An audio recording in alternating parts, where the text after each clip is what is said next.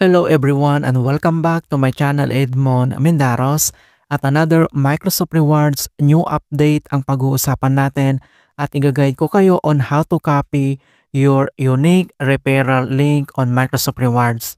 So guys, ito yung bagong update ng Microsoft Rewards na pwede nang i-share ang link to earn more points and rewards. Kaya stay tuned ka lang at start na natin. So ang next step ay kailangan mo lang i-login ang yung Microsoft accounts. So in any browser naman ang gamitin mo ay pwede po yan. Pero mas maganda kung gamitin mo yung Microsoft Edge browser and then automatic po yan na nakalagin ka na and then mas madali na lang hanapin ang Microsoft Rewards. So ang next step, i-open lang natin ang ating Microsoft Edge browser. And then once na-open na natin ang ating Microsoft Edge browser, so dito lang sa top right corner makikita mo dito yung Microsoft account profile ko and then kailangan mo lang i-click yan. Ayan guys, so makikita mo na nandito kaagad yung Microsoft Rewards kaya mas advice ko na gamitin mo yung Microsoft Edge browser, ilagin mo lang yung Microsoft account mo doon, ilagin mo or sign in mo and then mas madali na lang. Okay, so i-click mo lang dito yung Microsoft Rewards. And then madadirect na kaagad tayo dito sa Microsoft Rewards homepage. So guys, napaka-legit talaga ito. Wala ka talang ilalabas dito na pera. So ang gagawin mo lang is magbabrowse ka and then makakaipon ka na ng points. So makikita nyo dito na ang available points natin ay mayroon ulit tayong 30,000 points. So pwede ulit tayo mag-redeem ng 1,000 na SM Gift Pass gift card. Yan, so guys, papakita ko sa inyo ang proof na talagang legit ito. So dito lang sa left side corner mga kaibigan, makikita mo dito yung order history. So i-click mo lang yan.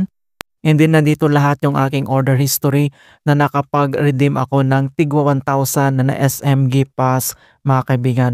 Ito yung proof na talagang legit. Wala akong nilabas dito na pera talaga. As in, nagbabrowse lang ako. So 1,000, 1,000, 1,000 and the other one is Gcash na mga kaibigan. So yung iba ay Gcash na but unfortunately, na-remove na yung Gcash dito sa Microsoft Rewards. Ayan. So, ang pwede nating redeem dito SM, yung Pure Golds and iba pa mga kaibigan. Okay, so back lang tayo dito sa Earn. Ayan. So, kung paano ba natin i-copy yung ating unique na referral link. So, dito lang sa gitna ay makikita mo dito yung option na Earn, Redeem, Status, and then yung Repair Unearn. So, ito yung bagong update ngayon. So, i-click mo lang yan. Ayan. So, ito na yung bagong update na share Microsoft Rewards with your friends and earn more points. So makikita mo kaagad dito yung ating unique na referral link. So click mo lang yan yung copy link and then automatic mga kaibigan na pwede mo na itong i-share or i-click mo lang dito yung share button niya. Alright, so merong tatlong step dito na pwede natin gawin. So step 1, invite your friends to join rewards with your unique link. Step 2, yung search and earn. So, reward points for every search your friends makes on Bing. And then yung step 3 is earn with friends. Turn pending points into earn points with your friends. Use Bing as their daily search engine. Yan, so ganun lang po kasimple mga kaibigan. So, copy mo lang yung link, i-share mo lang sa kaibigan mo, and then makakaipon na tayo ng points, and then makakapag-redeem tayo dito ng rewards mga kaibigan.